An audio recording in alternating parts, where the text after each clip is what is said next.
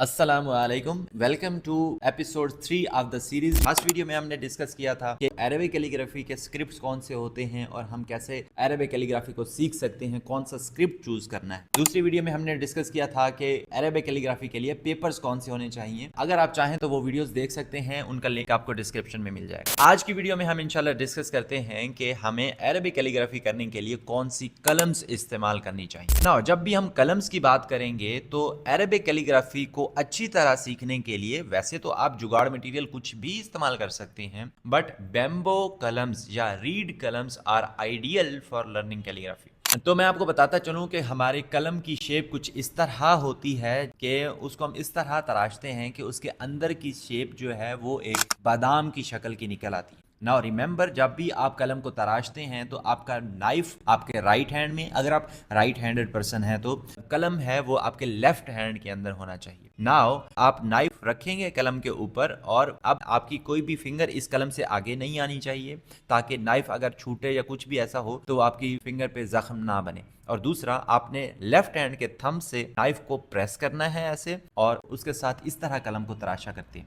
Now इसको layer by layer उतारते हैं आराम आराम से यहाँ तक कि इसके अंदर की जो शेप है वो एक आलमंड की शक्ल में बन जाए। नाउ कलम का जो तराशा हुआ पार्ट होता है उसकी लेंथ आपके एक थंब के आखिरी टिप के बराबर होनी चाहिए, जो तकरीबन 1-1.5 इंचेस के बराबर होती है, तो इससे ज़्यादा लंबी ना हो। नाउ रिमेंबर, आपका जो बादाम है वो 2/3 होता है एंड उसके आगे जो हमारी कलम होती है वो ओनली 1/3 होनी चाहिए।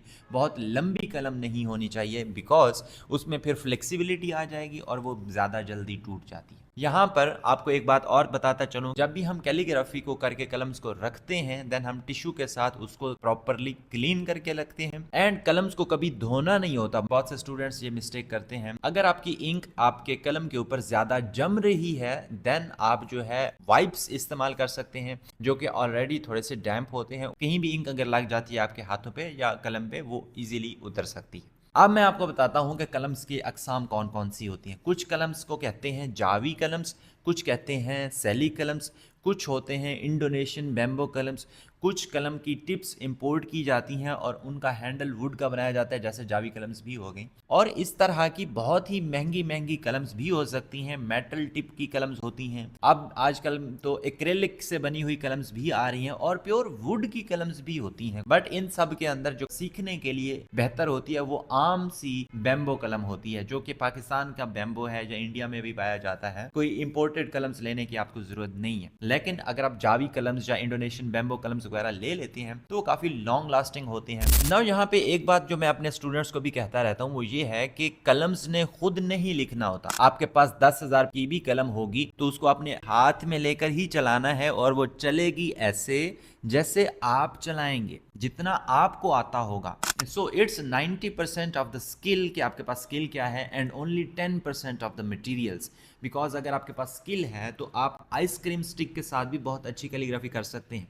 मेरी आपने कई रील्स देखी होंगी, जो कि एक रील में तो 30 मिलियन प्लस व्यूज़ हैं और बाकी भी बहुत सी हैं जो 20 मिलियन व्यूज़ और इस तरह से व्यूज़ हैं, वो मैंने आइसक्रीम स्टिक से बनाई। सो आप एक बहुत ही अच्छी लेवल का आर्ट वर्क बहुत ही सस्ते मटेरियल से ले सकते हैं। बट अगर आपको बहुत ही क्वालिटी को इम्प्रूव करना है देन आपको इम्पोर्टेड चीज़ें और बहुत सारा मटेरियल की तरफ जाना पड़ता है।